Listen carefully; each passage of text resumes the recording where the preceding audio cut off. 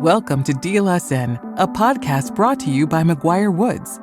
DLSN promotes the advancement of women in private equity and finance through conversations with women in the private equity and finance space. These conversations provide both insights and practical takeaways to inform your deal work and enhance the culture of your organization.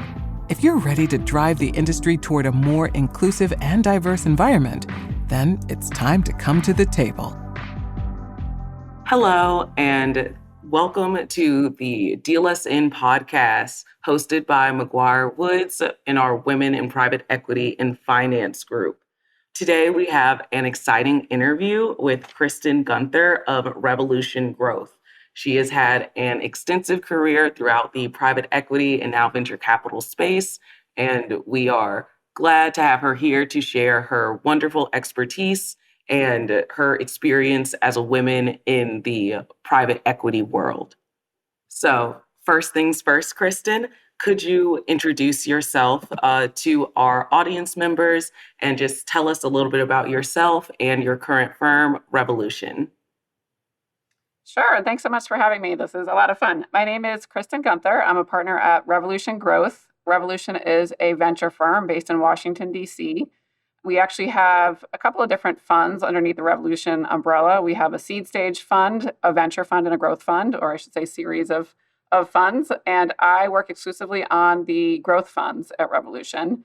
We typically invest $20 million or so into companies that are really high growth, that have really strong unit economics across a bunch of different verticals. And being in DC, one thing that's different about us is that we really lean hard into the policy side of things. We have a couple lobbyists that work on our team that help our companies navigate policy and regulatory issues. And it's something that has really moved the needle for a lot of our companies and is something that makes us different. That is so interesting, I think, especially being based in DC. I feel like that's not an area that a lot of people are associating venture capital work, but like you said, it is a great differentiator. And can you tell us a little bit about an exit that you've had recently that kind of exemplifies your role and why you're at Revolution? Sure, yeah. We were fortunate to have a couple of exits last year in 2023. One of them I worked on, which was a company called Scopely, which we invested in a handful of years ago. We led their Series C. It's a mobile gaming business, so it was a super fun company to be involved with. I sat on the board there. When we first invested, they had a couple of games that were driving most of the revenue. And by the time we exited, they have a full portfolio of games. We're doing close to $1 billion in revenue total. So really exciting growth trajectory there. And they sold to Savvy Games in July of 2023 for close to $5 billion. So that was a super exciting one. Oh, yes, that sounds very exciting. And I'd love to hear a little bit about what attracted you to the private equity space and also why you also enjoy being in the venture capital space now. Sure, yeah. At a little bit different path, having done both. So I knew going into business school that I wanted to do private equity. I had done investment banking, I had done sales and trading, research, and when the financial crisis hit, it kind of gave me a minute to kind of pause and reflect on what I enjoyed doing during my career thus far. And I sort of found that what I really liked was when I was doing investment banking, working with the management teams to get up to speed on their business and kind of help, advise them on strategy and how they should be thinking about transactions and getting to know them. And I always was a little sad when we had a deal closed because it was sort of a goodbye. So I realized that I wanted to be part of working with teams, management teams, to help drive strategy and make companies better and help them grow faster. And I wanted to do that sort of cradle to grave and not have it be so transactional. And so that led me to want to do private equity, which I did out of business school at a firm called Perseus here in DC. I absolutely loved it. I was there about 5 years when, sadly, the founder of the fund passed away. And we ended up winding down the firm. And sort of over that period of time where we were in wind down mode, I met the folks at Revolution and was really intrigued by what they were doing, the types of investments they were making. They were investing in companies that I had heard of. A lot of them were kind of household names. They were growing really fast. And I thought it was exciting to potentially work with companies that were on that type of a growth trajectory versus private equity, where you're talking kind of high single digit growth at best. And so to be part of a firm that was really partnering with these companies that were growing, 40, 50, 100% a year was super exciting. So I made the jump about 8 years ago to venture capital. I think that is such an interesting perspective that at least I hadn't really thought of about the difference between the kind of traditional private equity space versus venture capital and getting to really be in the weeds with your baby as it's growing very rapidly and very excitedly into that next stage of revenue or of hiring, of performance. Definitely sounds like an exciting path. For sure. And staying in that same vein, what is a lesson that you've learned concerning what's required for success in PE versus in VC? And obviously, it could be the same lesson, but just kind of your tips for that are necessary to be successful. Yeah, I mean, I think beyond the obvious of having a solid foundation and kind of finance, I think you do have to be pretty tough. I think you have to hold your ground and in some cases be cynical, particularly when there are interests that are not aligned. I think I get some of that from working in restructuring for a couple of years while I was banking. I kind of learned that pretty quickly. And I think the other piece, particularly as it relates to venture coming from private equity, one thing I really had to learn was how to potentialize. Like in private equity, to a large degree, by the time you invest in a company, it's a fully baked cake. Whereas in venture, the cake kind of just went in the oven and you have to really think about what that cake could be. And that's a skill I really had to work on and is, I think, pretty critical for success. And I think the other piece that is pretty critical in both private equity and venture would be just the ability to multitask and to kind of walk and chew gum at the same time. I mean, they're both jobs that require a lot of shifting gears and being able to manage multiple portfolio companies and multiple deals at once. And I think having the ability to do that is definitely key to success. Thank you for that detailed answer. And for you specifically, what are the character traits that you feel have really enabled you to be so successful within each space? Yeah, I grew up in a lower middle class family. I started babysitting when I think I was 12 or 13, and I worked part time in high school and I worked my way through college. And so I think there's a work ethic and a persistence there that is super helpful.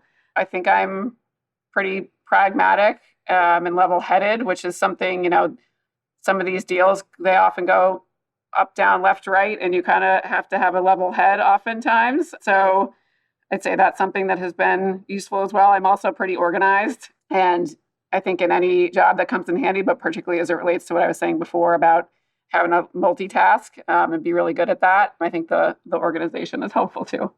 That is very useful to hear, and I think very nicely segues into the work-life balance part of the conversation that we're interested in having. And to kind of start there, can you share a personal anecdote or experience that you feel illustrates how your journey in navigating work-life balance within the finance, private equity, VC industries?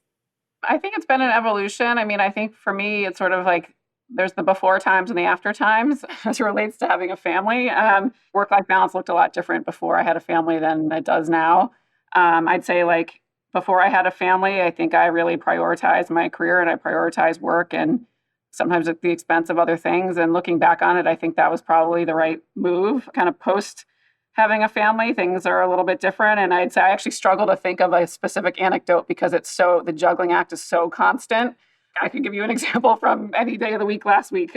So I think it's pretty constant. I'd say a lot of it has to do, I'd say travel specifically as it relates to this industry, being on the road a lot, traveling for board meetings, that often presents a lot of times where things just get hard. I think one thing that does stick out, there was a period of time where we've been lucky. We've always had really good help as it relates to my kids and nannies and such. But there's a period of time that we didn't have anyone. My kids were just in like a preschool type thing that had extended care. And the pickup time was 6:00 and you could never be late. And it created it literally every day of the week. My husband and I would argue over who had to do the 6:00 pickup. And it created like so much stress and frustration that we went back to having full-time nanny, even though my kids didn't necessarily need somebody to be there with them full time, but it just made sense for our family. And you always kind of you have to pivot, I think, a lot and make sure that you get that help when you need it, because there were definitely times I was resistant to it, and it just ends up making the best sense for everyone.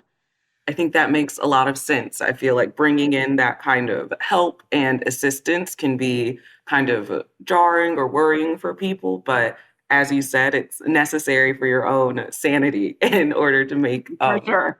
to make it all work out. And what are some other strategies or techniques that you found most effective in managing the demands of your career while maintaining a fulfilling personal life and family life? Yeah, I think this ties back to one of my other comments around being organized. I'm like an extreme planner. I think when my assistant first started working for me, she couldn't believe how I had my day, my Outlook calendar planned down to like the minute. And it really is critical, I think, for me at least, like keeping the trains running on time. And so that's definitely a tip I would give is just be hyper organized and hyper planned.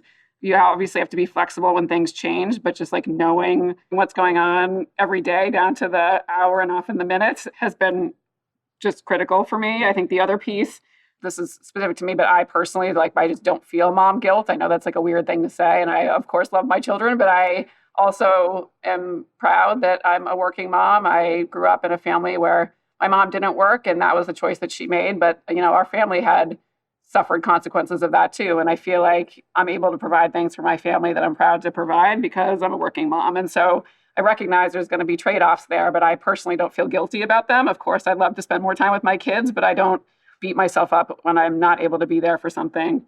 So that for me takes a big load off as well. Yes. Oh my goodness. That is so wonderful to hear. I do not have a family or children now. I feel like that mom guilt conversation is something I see so often, especially for women who are in these high powered positions. And so it is wonderful to hear that you have really internalized all of the wonderful benefits that come from being a working mom and being able to be in these high powered positions. And there isn't shame or anything in making those kinds of choices for the women who do want to work and move up in their careers, in their fields. So thank you for that. Yep.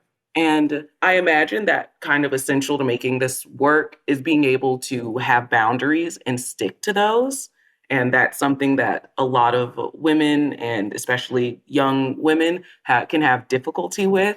So, how do you go about communicating those boundaries and expectations with colleagues or superiors in order to ensure that you have a healthy work-life balance and can show up in the ways that you would like to at work and at home? Yeah, I mean, I think there's two pieces to it. One is reliability, which I think doesn't get as much focus these days as maybe it used to. I don't really care when somebody has something done or what part of the world they're in or who they're with, as long as it gets done well and on time.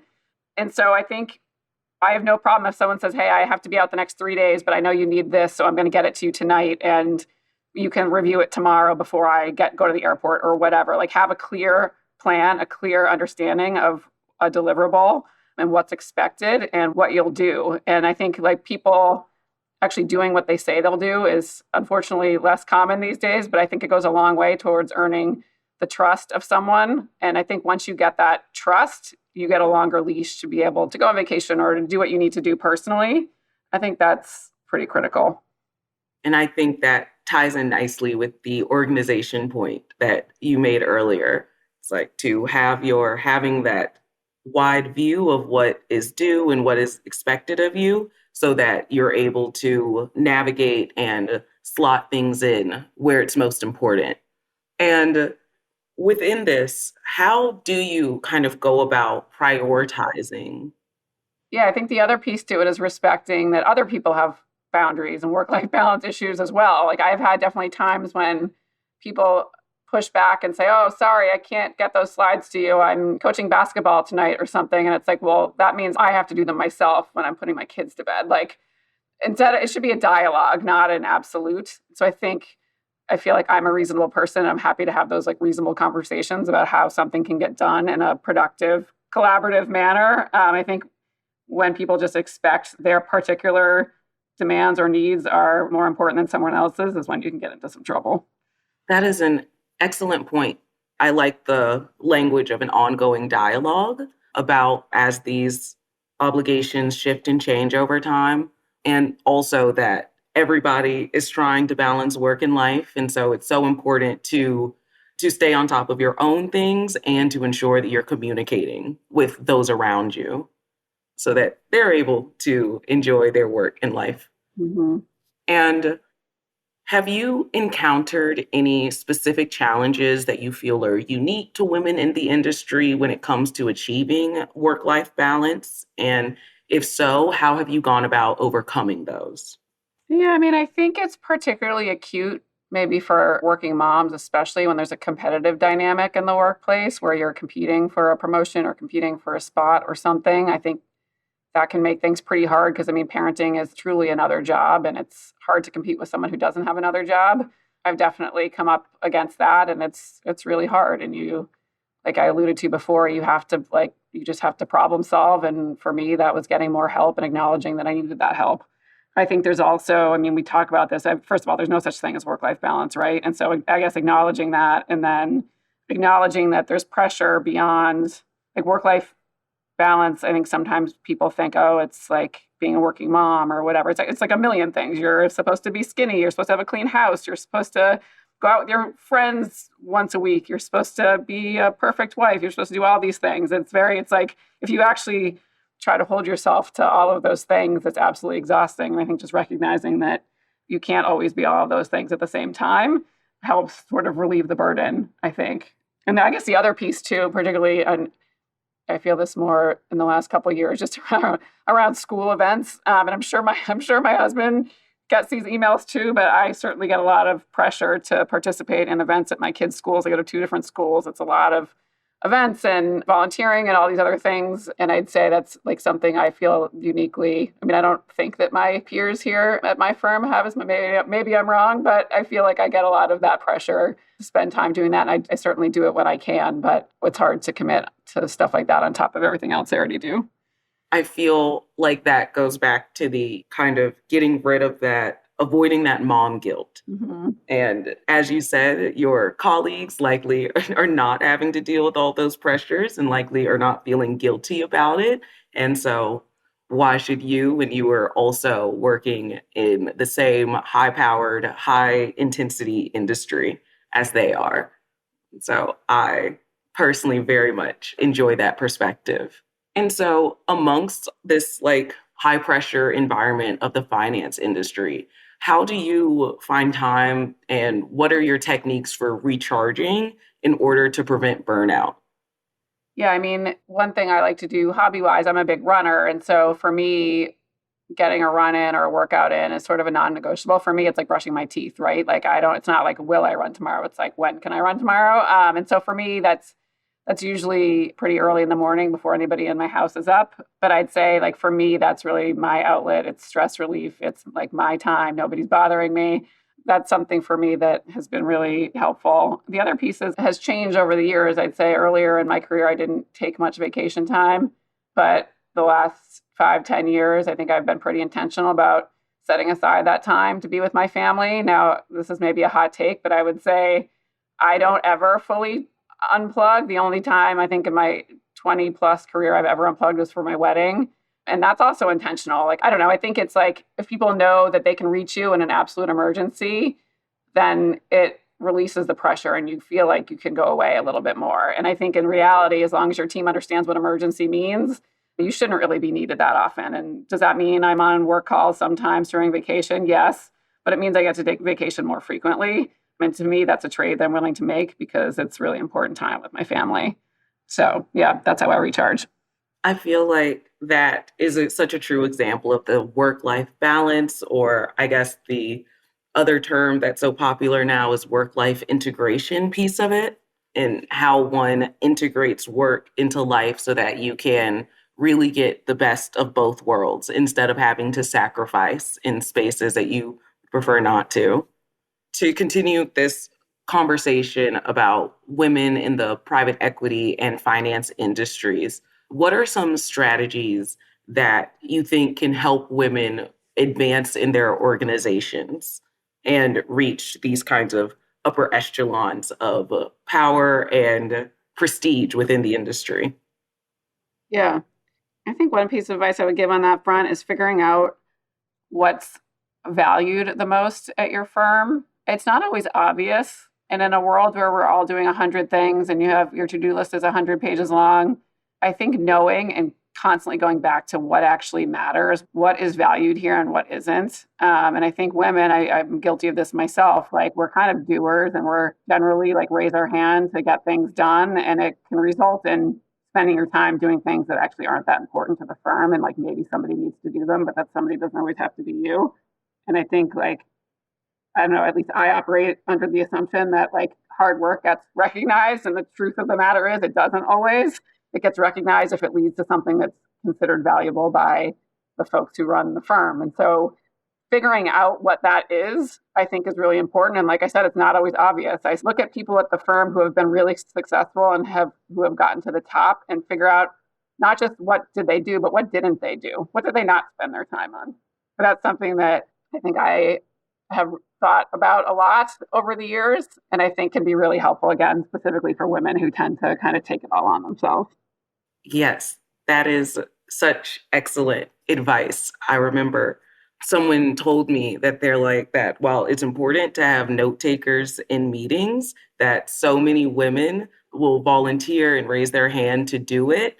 And unless your goal is to be one of the best note takers in the firm, then you have to stop yourself from falling into those kinds of roles that are more prescribed to women to take on. Mm-hmm. And I think that is something that I'm trying to focus on in my own career as someone who just likes to participate, volunteer, and raise my hand, to be much more strategic around what I'm volunteering for and how it's actually going to help me advance. So thank you for that. Mm-hmm.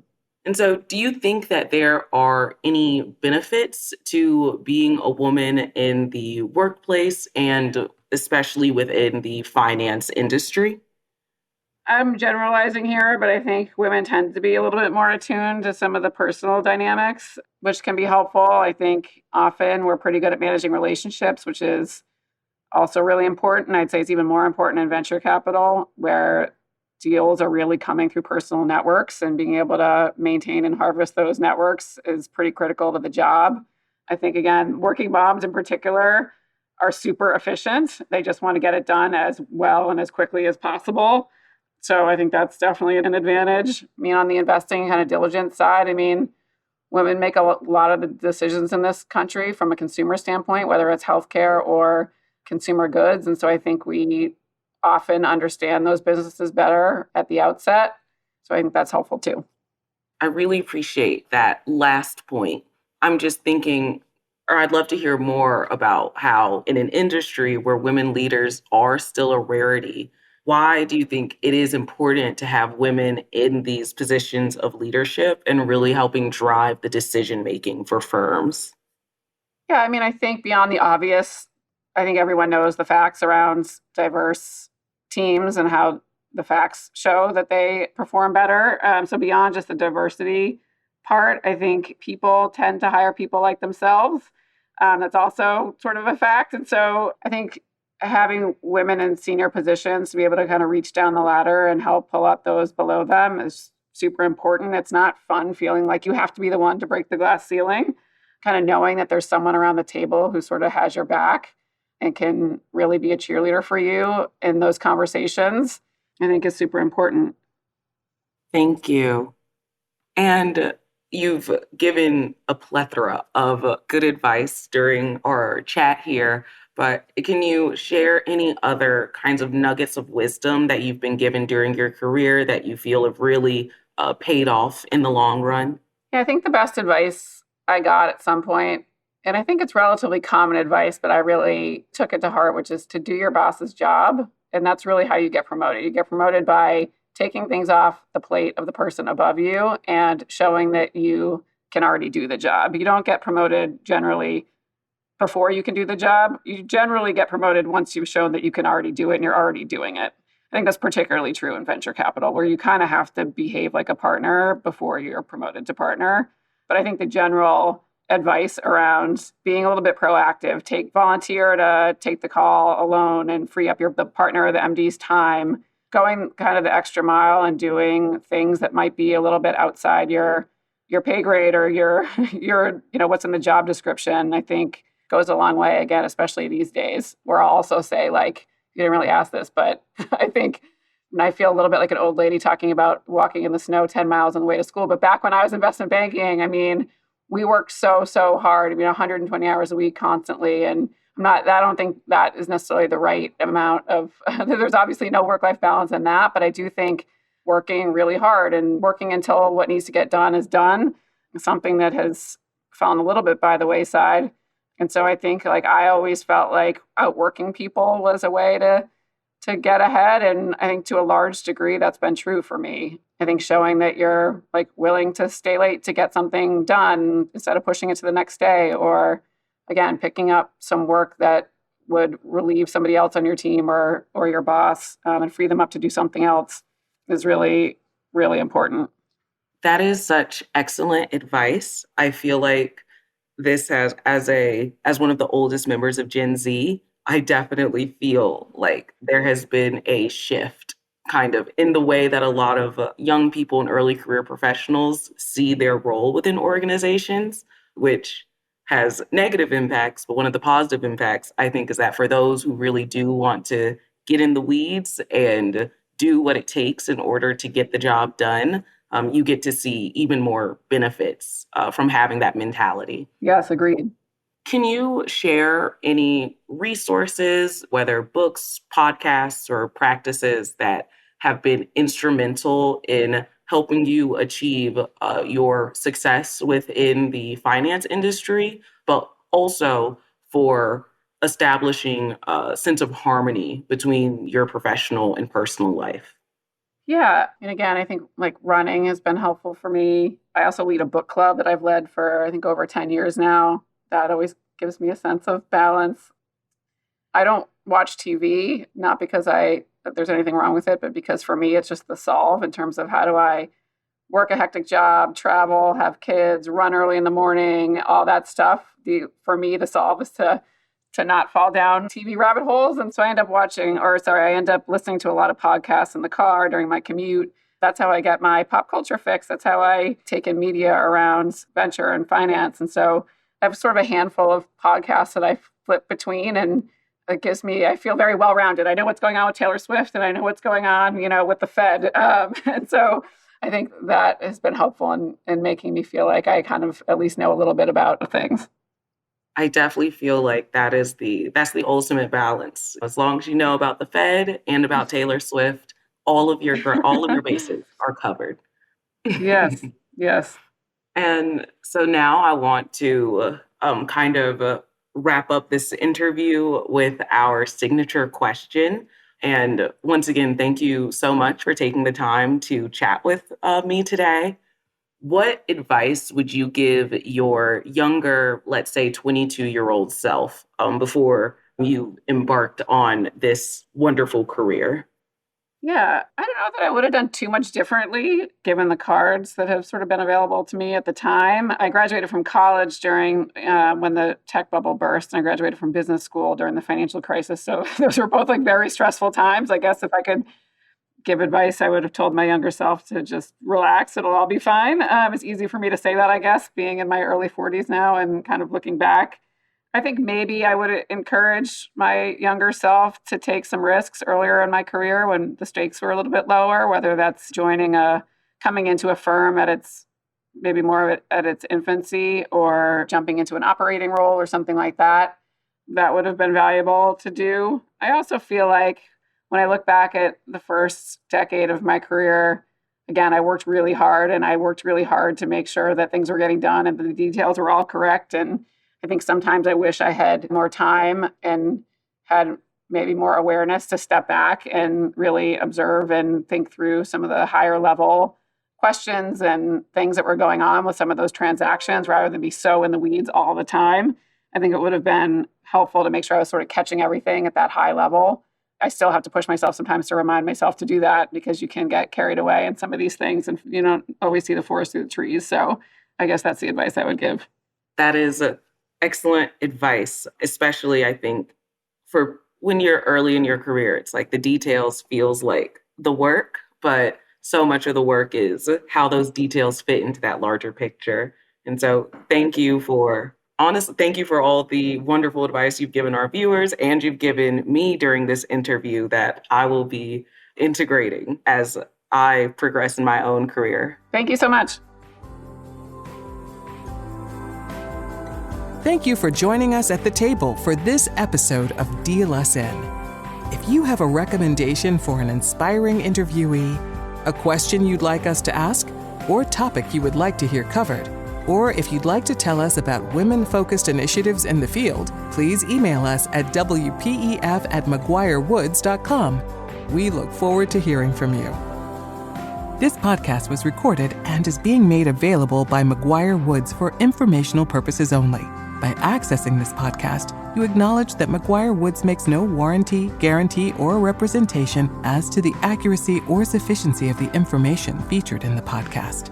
The views, information, or opinions expressed during this podcast series are solely those of the individuals involved and do not necessarily reflect those of McGuireWoods.